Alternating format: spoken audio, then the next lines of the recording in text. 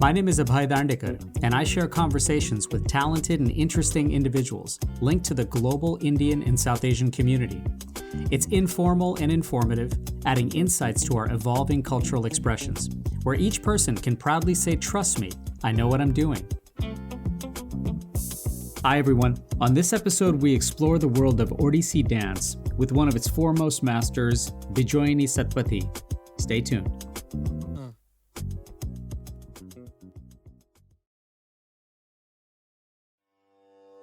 So this isn't a surprise, but the journey toward mastery is probably not linear, less likely to be simple, and most importantly, it's seldom ever finished. At minimum, we're all a work in progress and on a journey toward at least mastering self-awareness and self-trust. And speaking of awareness and trust, thank you all for listening and sharing this with your friends and family, for subscribing, downloading, and rating the podcast wherever you get your content, and for following us on social media at Dr. Abhay. It's very much appreciated. Now, for those who are on a journey to master the arts, along with the perfection of skill, there's the complexity of guidance through new exploration, of reshaping and redefining through life's changes, and of integrating a relationship with oneself through practice and humility and love for the art. J. Krishnamurti said that without love there is no art. When the artist is playing beautifully, there is no me, there is love and beauty, and this is art. This is skill in action. And recently, I was grateful to share a conversation with one of the world's foremost masters of Odissi dance, Bijayini Satpathy. And I realized very quickly that I was in the presence of someone who's in the prime of her artistic life. Bijayini has enjoyed a career as a dancer, teacher, and scholar, embarking on the journey as a child in Odisha, and then through the renowned Nrityagram dance ensemble in Bangalore, where for over 25 years she studied and perfected Odissi, one of the most complex forms of classical Indian dance, through the guidance of Pratima Gauri and in partnership with artistic director Shurupa Sen. Her achievements in scholarship drew from a deep study of yoga, anatomy, and the Natya Shastra texts, directing Nrityagram's training and outreach for many years. In 2018, she left the ensemble to chart a new journey of exploration with her own choreography work and performance, remaking and reimagining this artistic mastery through her lens of interpretations and expressions. After much self-reflection, great resilience, and a profound commitment to discovery, Bijayini has expanded the Odissi form in new ways, with commissioned performances through Duke University and the Baryshnikov Arts Center, as well as an immersive 2021-2022 Artist in Residence series at New York's Metropolitan Museum of Art. As we chatted about it all, I asked her if, as an Odissi dancer, there were any surprises that she discovered from her experience at the Met. They were. I had, as a Odissi dancer, I know that dance, when it was restructured or constructed completely newly from the imagination of people of the times of 60s, I feel like the reference point was temples. So whenever I visited the temples, I've done a lot of research in Odisha temples, I have felt like, yes, dance lives here and dance can just, flower here and things can happen in this interactive space between the temple and the dance. But I didn't realize that in modern and contemporary gallery, looking at a Sam Gilliam draped painting, I would be inspired to move and create movement. That was the first piece of art that did a lot inside me. And I realized I had no idea who the painter was. And I realized that I have to open my inner doors, my artistic and my creative and my imaginative doors inside to receive. And there is always a very palpable action reaction taking place between the interiority of myself and whatever the artist is saying or however I am perceiving. And that happened in the Met. So I was surprised that being a classical traditional Indian dancer, I was looking at art from other cultures, art from different times, and something very modern, and feeling my dance through it. Did you find some similarities to the relationship that perhaps you may have when dancing in a temple or in that kind of environment? I feel the similarity was in the way that every art is layered, and Odissi is extremely intricate and layered. Yeah. And not just the dance vocabulary, but finally when it comes to presentation, it's many of me operating at the same time. It lets the artistic being, and I have to just keep it to myself. I do not know if it is the experience of all artists, but I feel like I operate in many dimensions when I come as an artist to the stage. And I feel that multiplicity of an artist's experience as a human being, as someone who feels in almost very confident and invincible and powerful. Because as an artist, I feel extremely powerful. I feel like nobody can break me. And I am, the might and the power I feel when I dance is something that is why I continue to dance, because in real life, I am guarded. I have rules for myself, perceived conditioning, all of that. But I feel when I get on stage with my art, I give myself license to be everything that my being aspires to be. I love that, how the empowerment word comes through, especially. And in this space, I mean, I have a completely playful question to ask you, because I've been meaning to ask this to someone who has that feeling of empowerment, who feels so strong with their art. Have you ever experienced anxiety and nervousness and stage fright in the context of every single time? Every single time. But I have a nightmare, a particular nightmare that comes to me, that with the first step, I enter the stage, I'm going to slip and not have a grip on the floor, and I'm going to fall. So it takes me about a minute to know I did not fall. Everything is okay. But yes, and I feel like I question myself if for some reason in an informal situation, I'm not feeling as nervous as I usually do. I feel like, oh, maybe I haven't practiced enough, or why am I feeling so overconfident that I am not, my hands have not frozen, my feet are not sweating, but fear is always there. Did the concept of now being in a gallery with art at the Met, was it at all less anxiety provoking in some way? No. They were very different. I am used to being close to the audience because I practiced in Nityagram Dance School for 25 years, and one of the main sessions of practice was open to visitors. It's a place where people come to see beautiful architecture, the dance village, in working, in practice sessions.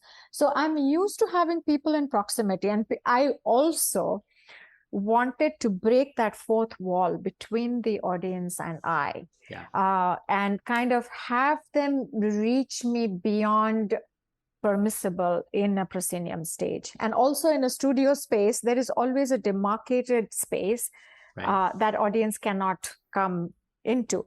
Whereas here, I was in touching distance of the audience. And when I looked, I tried to make eye contact. When I looked, I was really looking into someone's eyes, and I could read their mind while I was looking at them.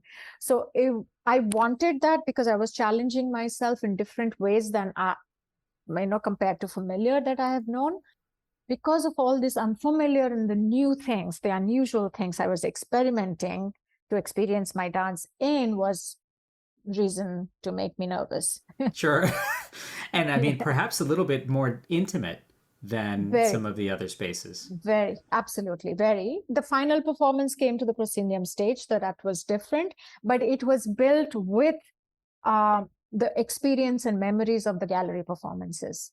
That final version, or that final presentation of Doha, which was, navigating that relationship of prayer and play, I'm curious whether this balance between divinity and its traditional definition of whatever that might be, and bhav, I wonder if this is a framework for your own journey in dance. This play between the two, or the balance between the two. There are a few reasons why I wanted to explore this idea. One of the reasons is actually what happened to me when I parted from the community and went solo. So, being part of Nityagram for a very, very long time, and there was this desire to deepen my relationship with my dance. It was happening a certain way. It was a deep experience, but there was a calling for something more.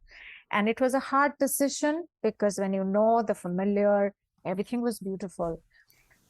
When I went out, there was a lot of emotional experience that I went through. However, I survived it. And the only reason I survived it, the only way I survived it was through dancing. The dancing by myself, just practicing in a space by myself, experiencing everything. To me, dance has always been extremely therapeutic. I may go through a very disturbing experience in life and then not speak about it, not really have a confrontation, but I go to practice just after that, and there is a way for me to release. It doesn't matter that it's, if I'm left with a sense of anger, let's say. It's not like I'm doing some abhinaya or bhav thing which allows me to experience anger. It's not directly balanced that way, but just dancing allows for me to just live that moment and release it out of my system. So having known that, I felt like when I was dancing, at some points, it felt like death to me, as sad as that and as devastating as that. But there was a light alongside that darkness. And that literally translated into pray and play. It just made me aware constantly that we have this deep desire for the soul to experience itself to the fullest. That is why we are breaking things that are comfortable, that are working, because the soul has to go to its deep place, which may seem dark, but it allows for play to give you the hope to, again, my personal experience, it may not be a formula. Same thing happened, same experience I went through when I lost my father in 2020 December. Sure. It was devastating, very disturbing way of him passing. And I struggled with myself. I know many people do, with a lot of guilt, that I was able to smile and laugh, even while talking about him. And I questioned that schizophrenia in my head as to where is this deep, devastating sadness and darkness, and then how can light exist? And then the pandemic. That's the other situation. We all went into isolation. And it was as if just before the pandemic, I had separated from the community, which was like a buzzing life for me. Of course. Going into alone in a very isolated environment that I have built for myself. And it was almost like a mirror turned towards me, a reflection saying, the way you are, the whole world is like that. Everybody is in isolation. Everybody's in their own space. Everybody is facing themselves in a stretched out time. Their beings are being stretched out. Every moment is being experienced. You can't just leave this and go to the next thing. You live it in a stretched out manner. And that's what was happening to me. Also through that, I kept feeling like so much darkness. There is my father gone. I have taken this decision to separate from this community life that was so comfortable. I survived, and I was hoping, and I was wanting to create. I was wanting more. I was wanting to live through my art. Both, I think, translated to two primary and primal, probably essential things that I feel we survive through this as human beings. Sure. Like there is a depth of centeredness, which is prayer. And there are certain rituals like prayer, you do bhajan, and that takes you to that space. So we do commit to such rituals to really experience that part of ourselves. And there is constantly play, there is curiosity, there is wonder that takes us to this bright and light spaces. And I felt like this is so essential to me. And this is something that I have lived through in such deep way in the last 3 years. I want to really explore through my dance. It's not a narrative. It's a narrative for me inside, but it's actually a non-narrative in a very metaphorical, philosophical topic.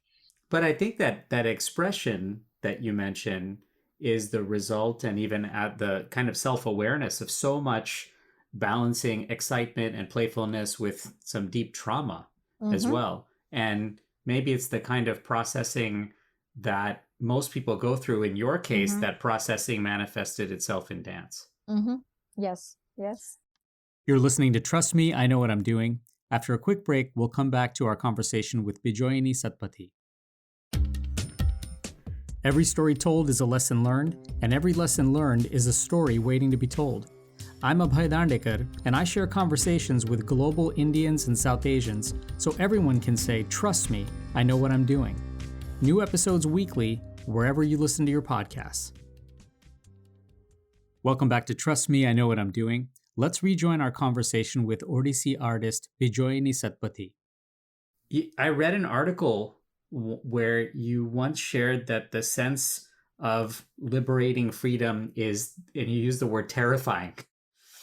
So, I mean, when you are being vulnerable, you're sharing this trauma, you're actually now allowing people to get introduced to this side of you.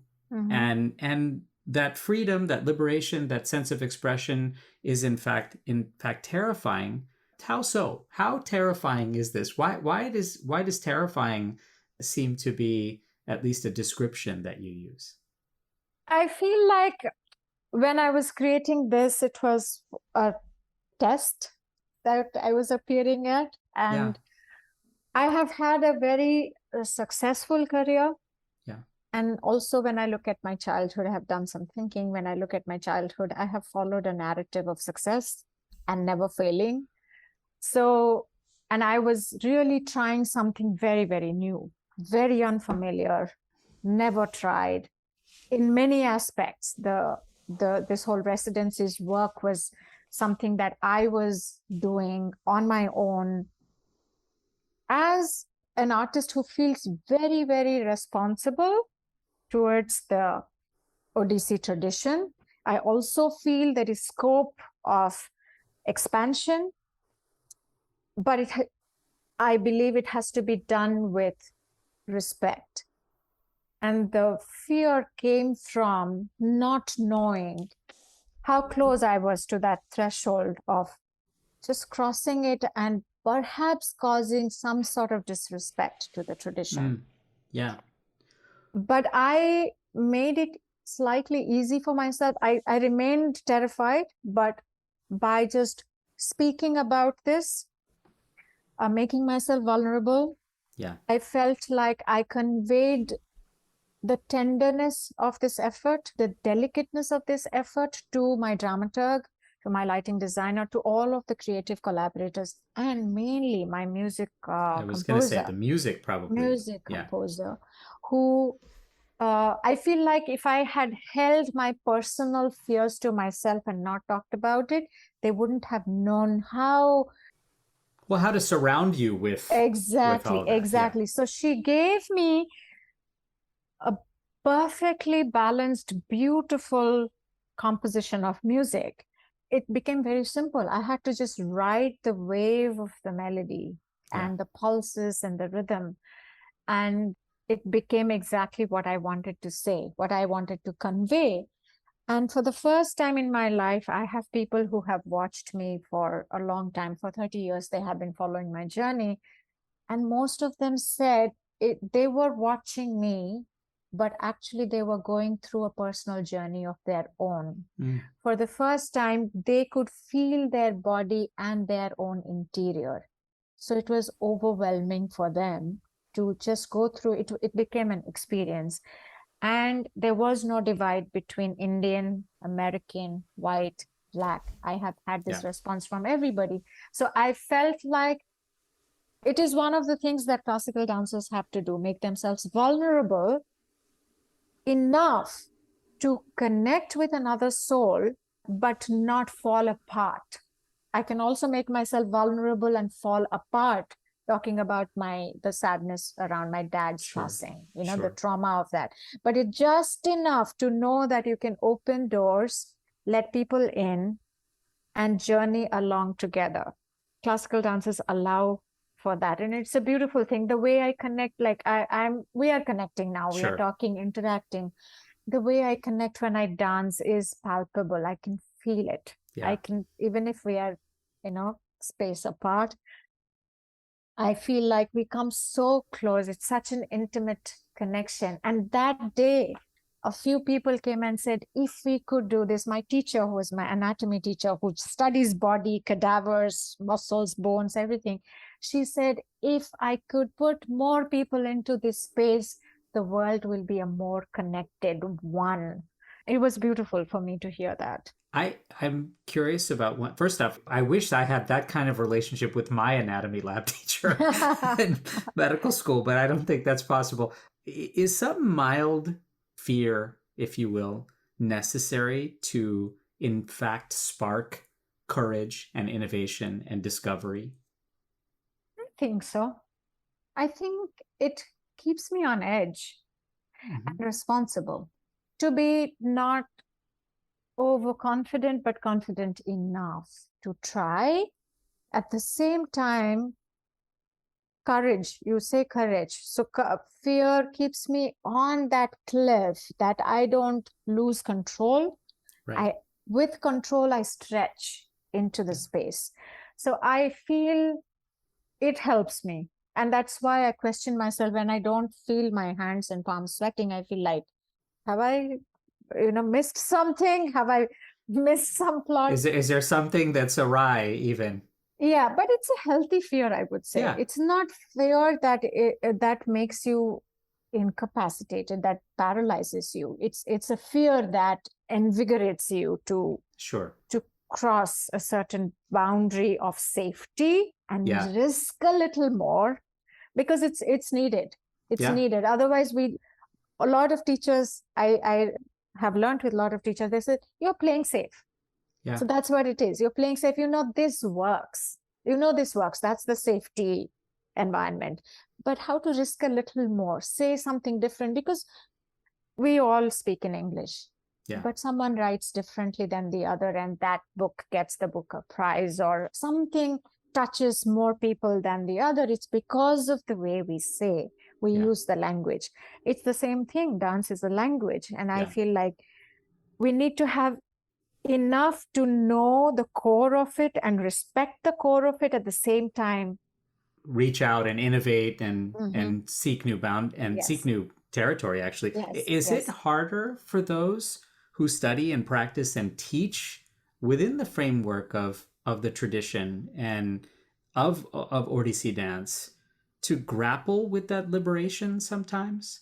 Because your stretch might be very different from someone else's stretch, and your courage might be different from somebody else's, and particularly in environments like India that are so richly rooted in tradition. It provides such a foundation for these kinds of things. How do you actually navigate through that when in a very, very subjective environment? Yes, the thing is that my practice has been in India in a very traditional setup. First, for 13 years in Orissa, which but there is a lot of experiment even in Orissa that's taking place right now, which only makes me happy. For me, from the beginning, there was a yearning to look for beyond. What is beyond Odissi of Orissa? So I saw that when I had the first opportunity to be invited to Nrityagram, I saw that access to beyond, and I reached out. And in Nrityagram, Gauri Ma Pratima Bedi, who was the founder, my guru, she created a lot of opportunities to expose us to other ways of thinking of movement, not just Odissi. So also in Odissi, there were other teachers. So you would find another point of view. Then your boundaries, even if I'm not creating, I haven't created till 2020. Yeah.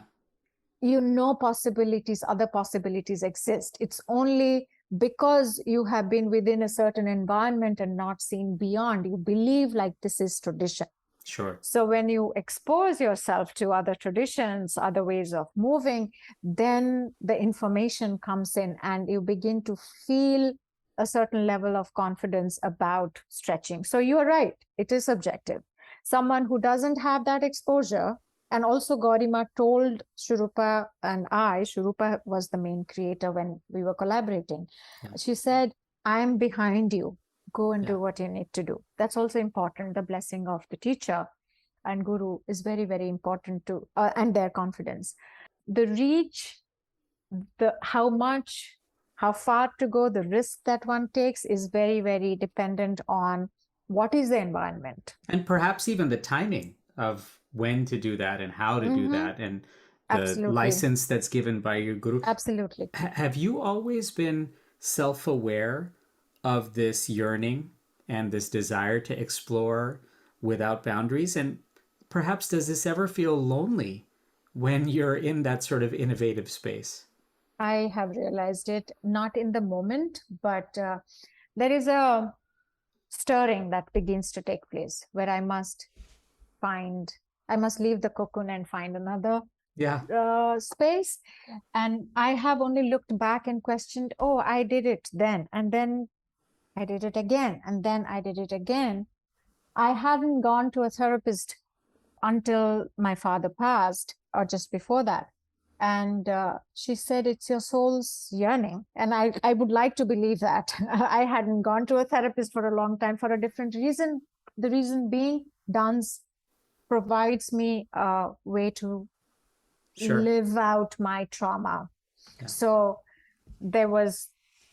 I have never felt the need to interact at that level, but I would like to believe that there is nothing I can control. Even if intellectually I tell myself, this is the best that I have got now, there is a certain inner stirring that takes place that I must break out of wherever I am and go. So when I look back now in retrospect, I feel like I have gone through these stirrings. And as you make those stretches, as you deal with the trauma and also deal with the freedom of that, does that ever feel, again, lonely, where you're in the space of breaking new ground and carving out new territory, and it's both a personal journey, but it's also extending some professional boundaries where no one is really there to pave the way? It is, I think most artists would agree with me that their journey is lonely. Yeah. It's a lonely journey, but it's not a bad lonely. Sure. There is a very strong relationship and bond with whatever the art form represents for each one of us. And it kind of fulfills all the gaps. So the loneliness is almost desired. I feel like if I wasn't lonely, I wouldn't be who I am today. I say being a sadist also, like little bit pain and living that pain. Yeah. Without support, finding that space of being alone, being lonely, drives a certain kind of movement in the art, and I feel I like it personally. Yeah, there seems like there's a power and a solace and a comfort, and that seems like it actually builds confidence for you. Yes, it allows for the opportunity to explore really in a meaningful way, in an in-depth way. Yeah. And if I was filling my time and space and surrounding with things to do, with interactions to have, then I wouldn't have that alone, personal, vulnerable, deep conversation with my art. And it's that conversation that gives me a question to ask, a new question to ask, a new question to analyze and find perhaps some possible answers. Not really an answer ever. Complete answer that I cannot say I have found answers to every question, but it's just living those questions and allowing myself the free time and the free mind to live those moments. But I mean to say that I will use the word clutter, but it's not really clutter. If my time is busy, is packed with interactions, information, then I do not get to that naked moment with my art. I think that's what it is. I need that vulnerable, naked moment with my art to be able to find flavors different than I know. You mentioned the word, and it's a very palpable, I think, fabric that you probably see in your practice. And you've lived this language and this Mm-hmm. vocabulary of dance since you were a child. And Yes. do you ever intentionally go back and rely on that basic foundation of building that language from your childhood, even today? I do that every day. So the exploration is not without the foundation. Yeah. It is having the anchor in the tradition that I believe is what has been built over many years with many minds, with many inputs. It's very powerful and very strong. What I am doing is just holding on to that anchor and reaching in one direction.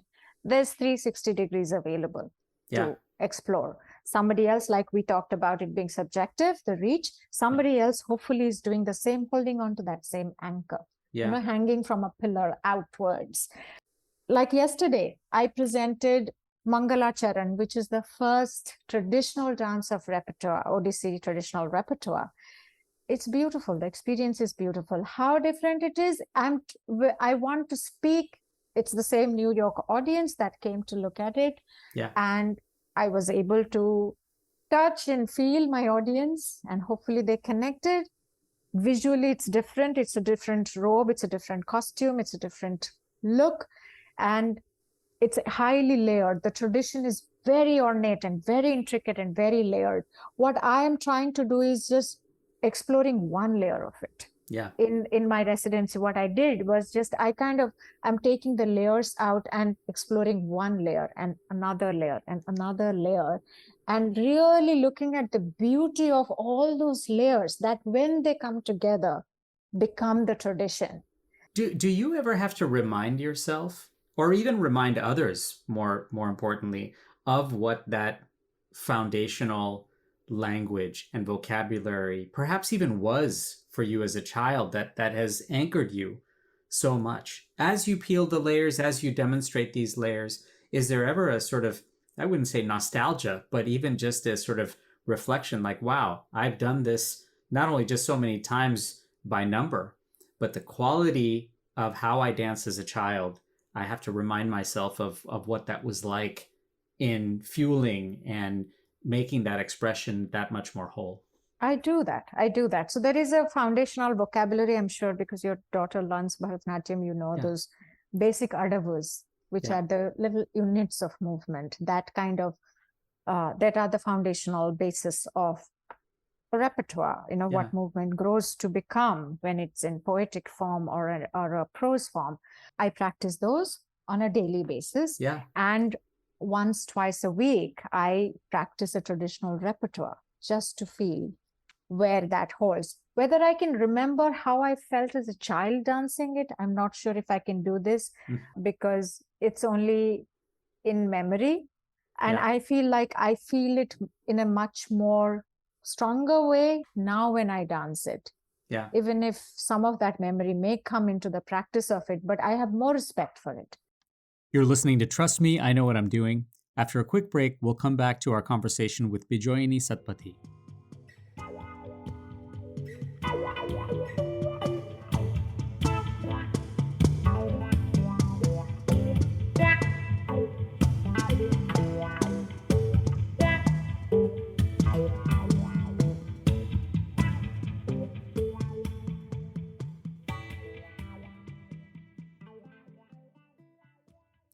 I'm Abhay Dandekar, and you're listening to Trust Me, I Know What I'm Doing.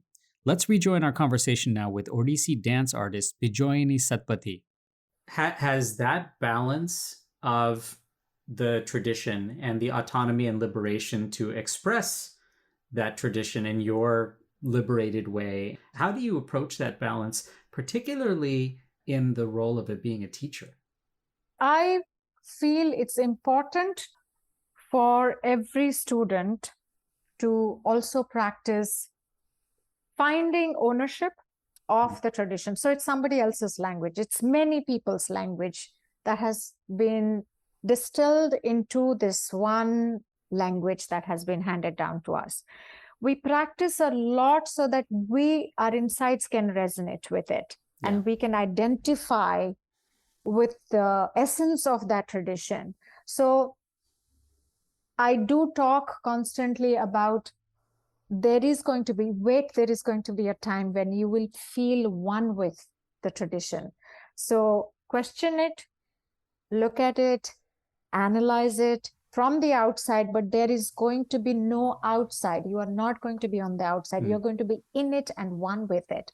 And when that happens, as a teacher, I know if the student remains with me long enough, I know when they have arrived at that oneness with the art. Do they know that? No, they don't know that. Well, I think in the inside, they know that because their face glows differently. Yeah. The smile that they're acting, they own that. It comes from inside naturally than them pretending any longer, so that outside inside merges. I feel that it does happen, but I feel like I was taught very differently, traditional teachers, and I talk to my students very, very differently. I'm extremely open, and I tell them that something is happening. You are experiencing your dance differently, and we have a conversation.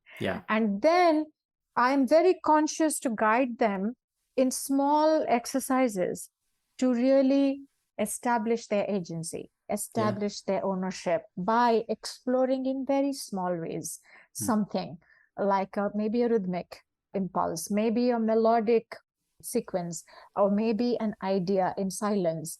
So just different exercises that allows for them to get a hold on their art and see it, bring it outside of themselves. So it doesn't just become an experience, but it's a piece. It becomes a piece that somebody else will try and see through their eyes and experience through their eyes.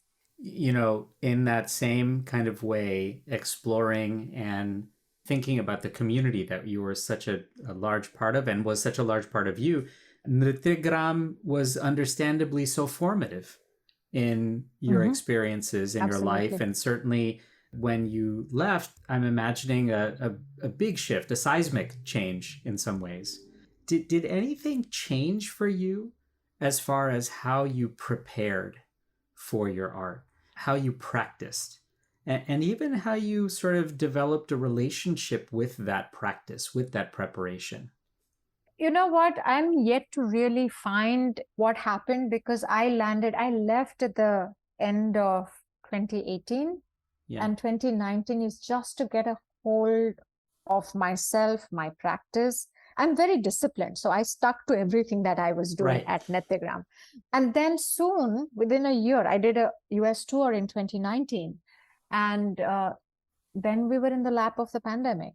So I haven't really arrived at knowing how things are happening, but I'm extremely disciplined. I know that I follow a certain routine. I have allowed myself a little freedom to be not structured within by the hour, but by the need of the body. So if today at 8 a.m. I feel like I need to go start my conditioning, it's 8 a.m. Sometimes it's 6 a.m. So I do not give myself that kind of structure. Where I was in the school and the community, it was that kind of a timely structure. But I see very clearly that my body and my being, it must be also a long time conditioning, that it asks for that investment in the studio space. I go there, and once I do it, I am calm and I'm ready to go into practice, to go into innovation, to go into research, all of that. The new way is now I have no outside eye to look at me. So I am left alone to check myself. I always relied on whether, as long as I was studying under a teacher, there was the teacher's eyes. We don't, as Indian dancers, we don't look at mirrors to create, to correct our form. But a teacher would look at the hand and we know, oh, it's a little too low. It needs to stretch up. And sometimes they verbalize, sometimes they speak. I have lost that mirror now. And as long as I collaborated with Shurupa at Nityagram, either it was me sitting looking at her or her sitting looking at me. So we had each other's eyes. Now I'm all by myself. I have my camera. So I record myself. This is a very new way. I still cannot get, I have a mirror. I have a large enough mirror to look at myself. Yeah. But I feel like it's extremely narcissistic to look at myself because we are involved, and the sense of being in the right posture position Yeah. is something that is an internal experience than an external realization. I'm wondering if this required a significant amount of rewiring. Yes, for you, it did. It right? did. Yes. So recording myself through the entire session or anything new that I was doing and look at myself, it doesn't, the thing is that I can never take anything for granted, even if there is something that I have practiced for many, many years and performed many, many times. I know that something can fail, something can Yeah. go off. So I'm every day putting myself through this exercise of recording sessions. I choose, because I can't really watch myself for 3 hours, but I choose one part of my practice. And I have to find time during the day to look at my practice and see, okay, this is not working. This angle has to be reworked, and I work with that. And this must be such a big change for your own self-awareness, for your ego, for how you even analyze yourself. Yes. In being your own critic. And yet, is there also a ability and capacity to find peace and stillness and satisfaction with your work?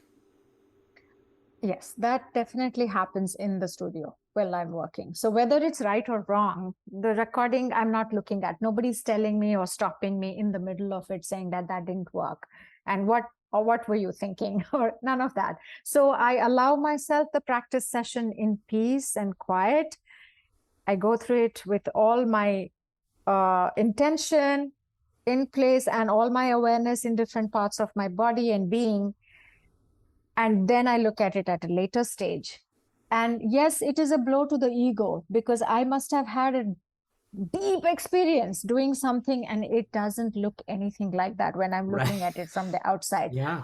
Also, that does not mean that all of that outer shape to be perfect is everything.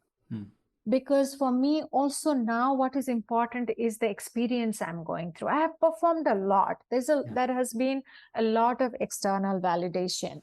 Yeah. But what remains very rich for me and most valuable, most precious and important is the experience I have, which crosses a lot of boundaries and takes me to for the want of a better word, I think spiritual spaces. If there is something, I'm not a God believing person, Sure. but I do go into deeper spaces of question about life, about interactions that take place, mostly questions. And I feel like I'm able to live those moments. Now, when you are now taking that same kind of, as you mentioned, spirituality, and that relationship that you have with your practice, with your preparation, with your self-analysis, when you're actually in front of an audience, you know, that there's certainly this blend of grace and precision and all the work that you've put into your practice, the rigor and the even playfulness and creativity that blends itself all together. When you're walking an audience through a piece now, is the goal for them to arrive someplace at that location of spirituality?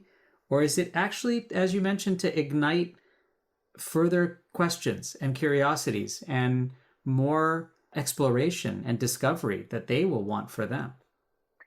You know, as a choreographer who is designing, I have always worked with choreographies of other people. And there has been somebody outside who's telling me, this is your place, this is your pattern, this is your movement. That's what I've done. Now I'm choreographing for myself. And I realize I have never known how the choreographers have journeyed and what they have seen and done, what they have experienced, how they have translated it. I have not known. Now I know. I am on this side and that side. I don't aim for anything for the audience. There is nothing, I am not trying to ignite anything in the audience. I am living. Yeah. I am just stretching a moment to become a performance so that I really savor that one aspect, like pray and play. Just these two concepts, I want to expand that concept to its maximum. In a way, it's a very selfish journey. What I check is the exterior. Like my intention and the melody, the music we have created, and the visual I'm creating, visual. So it's only the exterior. I really cannot plan how it's going to play out with an audience. Because I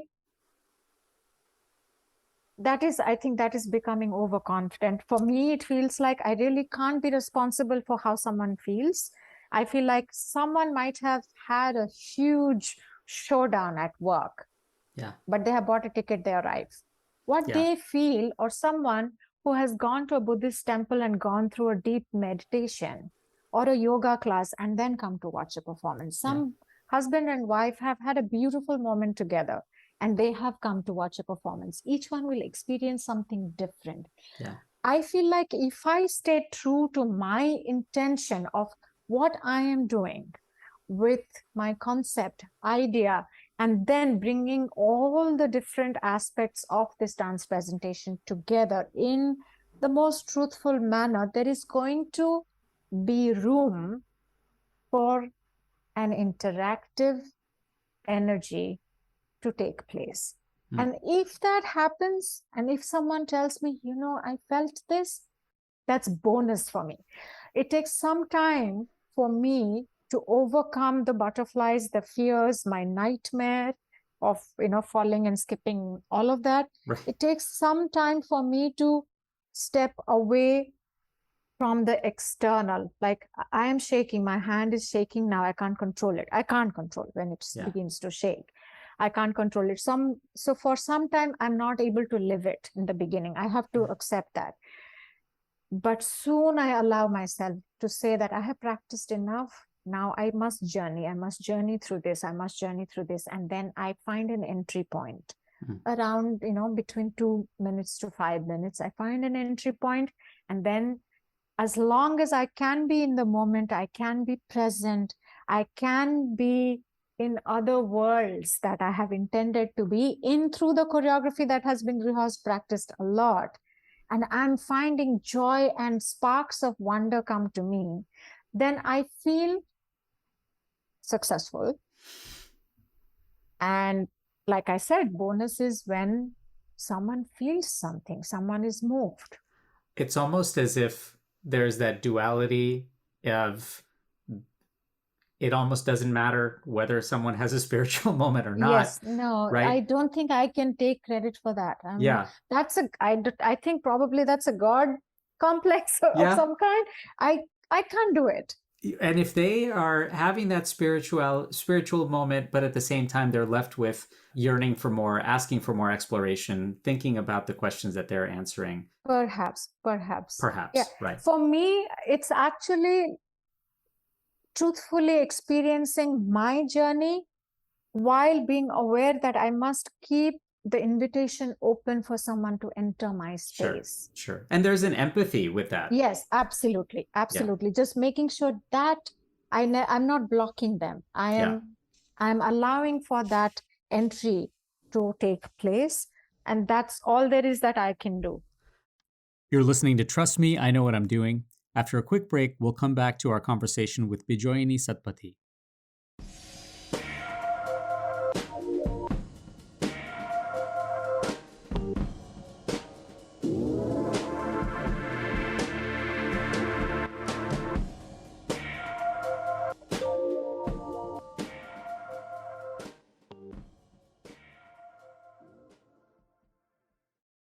Welcome back to Trust Me, I Know What I'm Doing. Let's rejoin our conversation with Odissi artist Bijayini Satpathy.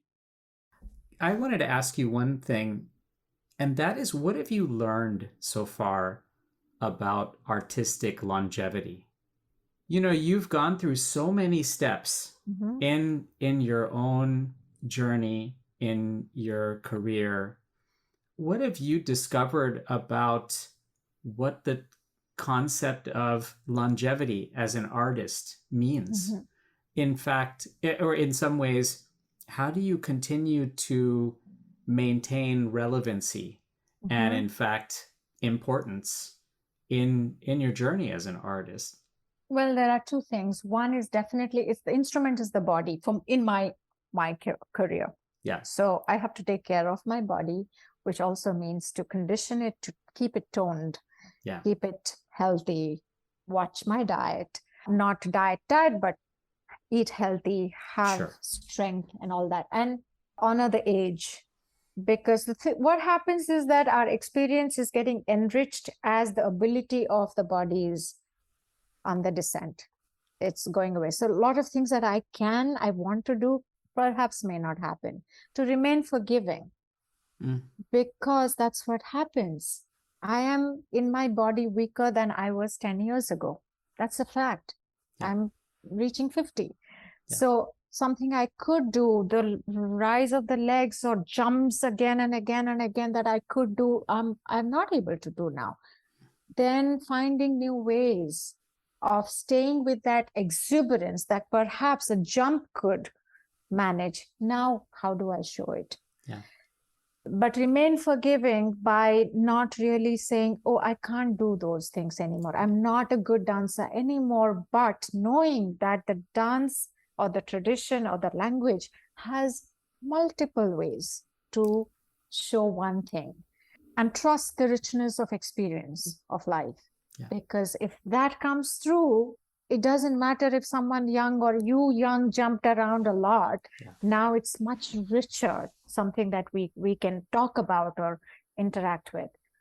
The other longevity is about keeping oneself interested in yeah, dance, staying in a sense of wonder. I feel like if I am not curious, if I'm not asking myself questions, if I'm not throwing questions, if I'm not observing, then it's boring. And boring takes away the joy. And yeah, that's where you lose interest and you kind of fall into habit. Because I have danced for a long time. I know how it works, what works. yeah, What I can do that immediately the audience is going to say, wow. yeah, So if I allow myself to fall into that trap, yeah, then I will soon lose it. I know that I am going to lose it. So I don't want to lose it, because right.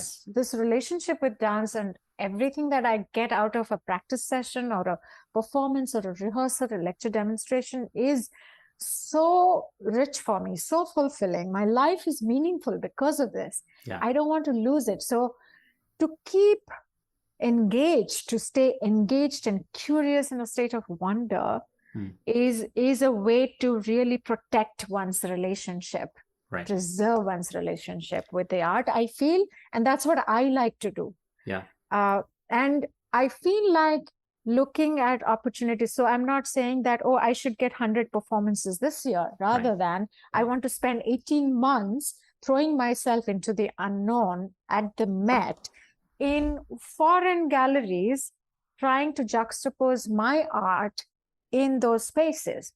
Yeah, So I threw myself into something that was completely different, new, frightening, scary. So that way, I feel like the intellectual, emotional, physical aspects of what a longevity yeah. means in a dancer's life can be maintained and continued, protected.